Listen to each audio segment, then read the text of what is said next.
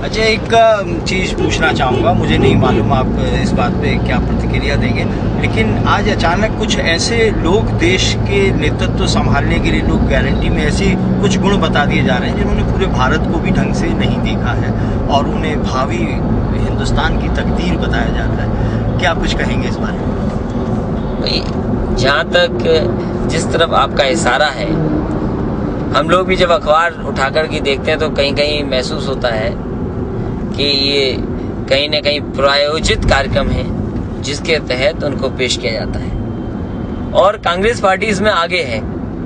Congress party अभी से नहीं कर रही है। ये कांग्रेस पार्टी वही है जिसने कभी गरीबी हटाओ का नारा दिया था, और गरीबी हटाने की तो दूर, गरीबी को बढ़ाने का काम किया, गरीबी बढ़ाने का काम किया। आज सबसे ज्यादा संकट गरीबों के ऊपर है। इस बदलती हुई दुनिया में जहां लगातार होड़ लगी हुई है कि मुनाफा कौन ज्यादा कमाए, मैं पूछना चाहता हूं गरीब को क्या मिलना है? अगर कोई व्यक्ति किसी गरीब के घर जाए और खाना खाए तो क्या उसकी सभी समस्याओं का समाधान हो जाएगा? आज गरीब के घर अगर जाएं तो ना वो पूड़ी खिलाने की हैसियत रखता है, ना आलू खरीदने की हैसियत रखता है। आज महंगाई इतनी है, लेकिन कांग्रेस के नेताओं का कमाल है कि जहां भी वो जाते हैं कांग्रेस के नेता, उन्हें पूरी सब्जी मिल जाती है। मैं पूछना चाहता हूं, तेल, घी, आलू या पूरी सब्जी के इंतजाम में या गरीब के खाने पीने के इंतजाम में आज कितना परेशान है गरीब? क्योंकि महंगाई अगर कोई बढ़ा रहा है तो वो कांग्रेस जिम्मेदार है। कांग्रेस की महंगाई के कारण आज गरीब खाना नहीं खा सकता। अगर 100 रुपए कमाने वाला भी अपने घर परिवार का भरपेट खाना नहीं खिला सकता, और इनके नेता जहाँ जाएंगे उन्हें पूरी सब्जी मिल जाती है। तो ये कहीं ना कहीं आपको आकलन करना पड़ेगा, जनता को समझना पड़ेगा। ये जितने भी इनके कार्यक्रम जो प्रायोजित हैं, कहीं ना कहीं जनता को गुमराह कर रहे हैं, जनता को धोखा दे रहे हैं। अखिलेश जी, उत्तर प्रदेश में इस समय 3 तरह से राजनीति या लोगों के बीच में जाने की बात हो रही है, प्रभावित करने की। कुछ लोग मूर्तियां लगा के, जो बेबस लोग हैं, उनके जज्बातों को सहलाने का काम कर रहे हैं, और कुछ लोग अखबारों के माध्यम से चित्र छपवा के किसी के घर खाना खा के, आपको हम देख रहे हैं कि आप जगह जगह घूम रहे हैं, जा रहे हैं। आप क्या समझते हैं, इन तीनों में से कौन प्रभावी होने जा रहा है 2012, यदि वही मिशन है तो?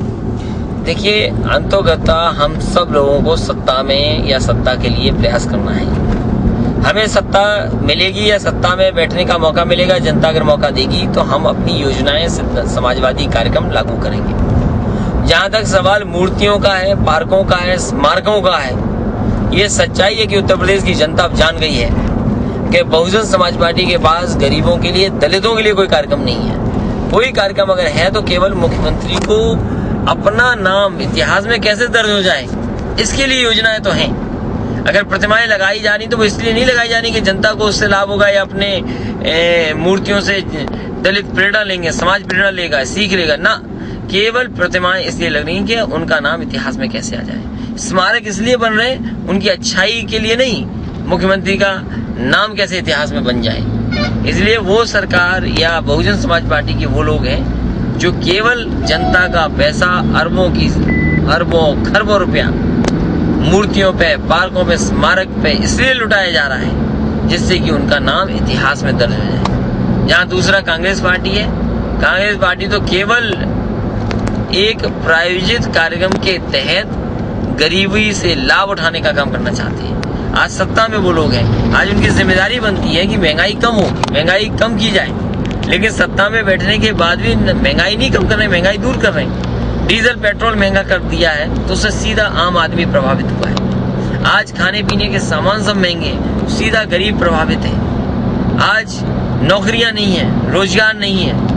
आपके यहाँ नक्सलवाद बढ़ता चला जा रहा है, आतंकवाद बढ़ता चला जा रहा है। दुनिया में कोई देश आपका मित्र नहीं बचा, किसी भी देश से आपके संबंध अच्छे नहीं है। तो ये तो कांग्रेस पार्टी को सोचना पड़ेगा कि इस तरह के काम से जनता का ध्यान हटाने का काम कर रहे हैं। और हमें भरोसा है यूपी में जब कभी भी जनता आकलन करेगी, चुनाव में मतदान करने का मौका मिलेगा, तो इन दोनों दलों को पीछे कर करके समाजवादी पार्टी का समर्थन करेगी जनता। अखिलेश जी, अभी आगरा में आपने एक सख्त कदम उठाया है, और क्या इसको ये संकेत माना जाए कि अखिलेश जी फॉर्म में आ गए? देखिए, जो अनुशासन में नहीं रहेगा और पार्टी को धोखा देगा, पार्टी के साथ विश्वासघात करेगा, उसके खिलाफ तो कड़ी से कड़ी कार्रवाई करनी पड़ेगी। ये हर कार्यकर्ता नेता समाजवादी पार्टी का और जो क्रांतिकारी आंदोलन समाजवादी आंदोलन से जुड़ा है, वो हर व्यक्ति ये चाहता है कि समाजवादी पार्टी को अगर कोई धोखा देता है तो उसके खिलाफ कार्रवाई हो, उसे पार्टी से बाहर निकाल दिया जाए। अंत में मैं चाहूंगा कि आप युवाओं के लिए यदि कुछ कहना चाहें, एक संदेश। युवा, मैं समझता हूँ, संख्या में सबसे ज्यादा आज समाज में है और ये सच्चाई है कि गरीब किसान तो है ही परेशान, व्यापारी भी दुखी है, लेकिन सबसे ज्यादा निराश और सबसे ज्यादा अगर कोई कंफ्यूजन में है तो वो इस देश का युवा है। हम लोग चाहेंगे कि युवाओं के बीच में समाजवादी कार्यक्रम जाएं, जिससे कि उनकी निराशा दूर कर सके, उनको रोजगार देने का इंतजाम हो सके। हम लोग नौजवानों के बीच लगातार काम करते आए हैं, काम करते भी रहेंगे, जिससे कि उनकी निराशा दूर कर सके, उनको रोजगार का इंतजाम कर सके और एक अच्छा नागरिक बना सकें। चाहे वो पढ़ाई सस्ती करनी पड़े, चाहे वो इलाज सस्ता करना पड़े, हम लोग लगातार इस प्रयास में हैं, इस आंदोलन को आगे चला रहे हैं। हमें उम्मीद है कि बहुत सारे नौजवान युवा प्रभावित होंगे समाजवादी पार्टी से, समाजवादी पार्टी के कार्यक्रम से, समाजवादी पार्टी की नीतियों से, समाजवादी पार्टी के नेताओं से, और समाजवादी संगठन को मजबूत बनाएंगे। यही मेरा संदेश है युवाओं के लिए कि निराशा अगर कोई दूर कर सकता है तो वो केवल समाजवादी विचारधारा है। बहुत बहुत धन्यवाद अखिलेश जी। निर्बाध गति से गाड़ी चल रही है, अपनी गति से चल रही है, आसपास आती जाती गाड़ियों से हाथ हिलते हुए अखिलेश यादव की तरफ और रास्ते में रुके हुए लोग हाथ हिलाते हुए इनकी लोकप्रियता की तरफ बरबस ध्यान खींचते हैं। युवा कौन आगे जाएगा, किसको उसकी मंजिल मिलेगी, ये तो ऊपर वाला ही जानता है, लेकिन इतनी जरूर हम कामना करते हैं और हिंदुस्तान का आम नागरिक इतनी कामना करता है कि जो भी युवा जिसको मंजिल मिले वो योग्य जरूर होना चाहिए, ताकि वो उसका नसीब, उसका किस्मत, उसका भविष्य ये महसूस करे कि सुरक्षित हाथों में। बहुत बहुत धन्यवाद अखिलेश। बहुत बहुत धन्यवाद।